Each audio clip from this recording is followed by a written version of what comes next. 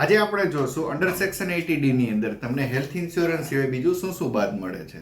Individual અને ફેમિલીનું થઈને તમને મળે છે 25,000 સુધીનું ટેક્સ ડિડક્શન.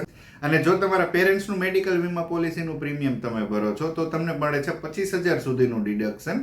અને જો તમારા પેરેન્ટ્સની ઉંમર 60 કે તેનાથી વધારે હોય તો તમને એડિશનલ 25,000 એટલે એમ ટોટલ 50,000 સુધીનું તમને 80D માં ટેક્સ ડિડક્શન બેનિફિટ મળે છે. અને ખાસ જાણવા જેવું એ છે કે જો તમારા ટેક્સ ડિડક્શનની લિમિટ કરતાં તમારું પ્રીમિયમ ઓછું છે તો તમે 5,000 રૂપિયા સુધીનો હેલ્થ ચેકઅપનો એક્સપેન્સ પણ બતાવી શકો છો. જો તમારી મેડિકલ વીમા પોલિસીનું પ્રીમિયમ 30,000 છે તો તમને 25,000 સુધી મેક્સિમમ બાદ મળે છે.